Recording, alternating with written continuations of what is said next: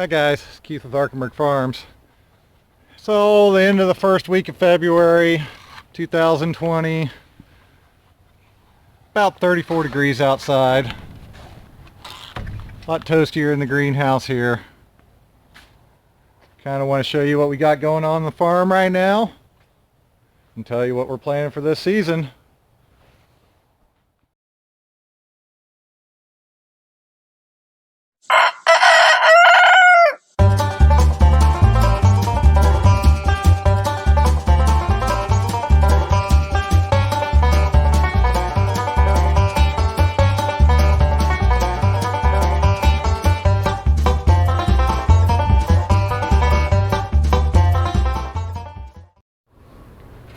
Take you over to the cat tunnel real quick and show you what we got going on over here.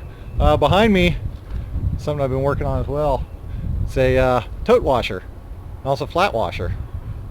Just got some grid, got a shell on top, racks on the bottom, some guides so we can just push the trays through. I got a sprinkler head down below that pushes up enough pressure to wash everything off. So far it's working pretty good. I'm still working on the tuning of it, but it shows real good promise. And I'll work on getting that out on video as well. Over here in the cat tunnel with my new door hunt, which is just wonderful. We got our last cut of Salanova for the season. This was planted second week of October, if I remember right. This bed has been cut now twice, and this is our third cut on it. The bed over here on the other side has been cut 3 times already. And it is starting to come back just barely. This one's not as good as I'd like it, but we got some demand for it and things are really wrapping up around here, so we're going to go ahead and cut it. Still got some nice heads over here. Never really got full size, but they are delicious. Really sweet, really good. I'm going to take you over to the high tunnel and show you what we got over there. Now we're over in the high tunnel. I'm just getting ready to start planting in here. I've got my starts that I brought out from inside. It's their first night out here hardening off. Looks like they're doing pretty good. Right now I've got them under three layers of Agribond Remay. It's just floating row cover. It's about the 19 weight. Since they've been under artificial light now for their whole entire life, I'm going to keep them under this for probably about a week before I'll actually leave them out, and even then I'll probably still cover them at night. Right now we're just trying to get them hardened off. I still got them in the trays, so we're trying to get them to be used to the different light level and the cooler temperatures. So for now I'll reduce watering so they don't have all the water they want always. Like I said, I got my 3-layer start with, so that'll be the first 2 or 3 days or so.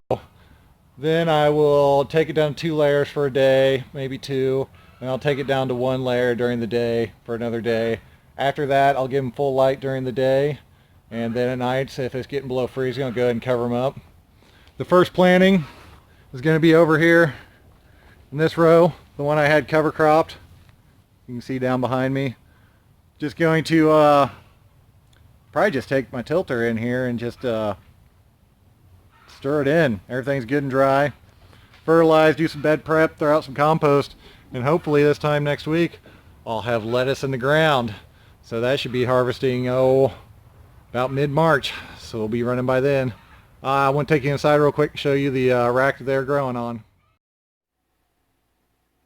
Here is the grow rack that I've been working off to get all my starts going early this season. Did the math on it and buying the lights and everything for it. I actually figured it would be cheaper to build this and have it inside instead of heating the actual greenhouse. We got a bunch of lettuce starts up here. Got some micro basil going on. Sun shoots. Our spicy brassica mix. And down here we got some more trays of lettuce.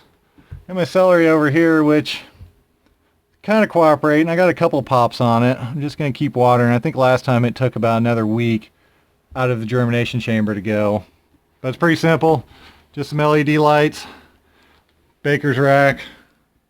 Lights came off Amazon, baker's rack, Home Depot. I'll do a video on how it's actually built and how I got everything working on it here. Hopefully this weekend or early next week. I'm going to take you back out in the field, tell you what our next plan is. Now our plan this year is we're going to start CSA. I've been kicking around the idea for a while now, and I think I've got a good plan going. We're going to have a kind of a salad CSA type model, but most stuff we grow is for salad anyways. But we're going to each week do a CSA that includes, let's see, we're looking at 6 items. So 3 of the items will be lettuce. That'll include a mixture of the bag mix we do, or heads, or some weeks it might be all heads. Just kind of depends on the season and the availability of what we got going on. Next item will be a rotator microgreen. We'll give one of those every week in the CSA. It'll be either a sun shoot or a pea shoot or the spicy mix or a radish. We'll kind of vary that up through the weeks. And then the other 2 items in there will be a rotator. With the rotator, we're going to expand our crop production a little bit, include some other items. So you'll have, depending on the week, it'll be tomatoes when they come in, or it could be cucumbers or radishes, beets possibly. Going to work on doing some carrots. Early in the season we'll have spinach and arugula as well, but each week we'll include 2 of the rotators and try to change it up every week so it doesn't get stale. Get a little bit of variety in everybody's diet. What we're going to do is cost will be $15 a week, so that'll save you 17% off the market stand price. And with that, it'll be done over a 20-week period. We'll be starting the first week of May will be our first CSA drop-off, and that should kick us into September sometime for a full 20 weeks. With the membership in the CSA, our CSA punch cards that we have right now will be able to be bought at any time to purchase additional things from our market stand, which again, those can also be pre-ordered and included in the CSA. So that's what our plans are right now. We're going to do drop-off points being the Saturday's Farmers Market for everybody here in Topeka, and then we're going to do the Saturday afternoon Lawrence Market in North Lawrence. That'll be our other pickup point.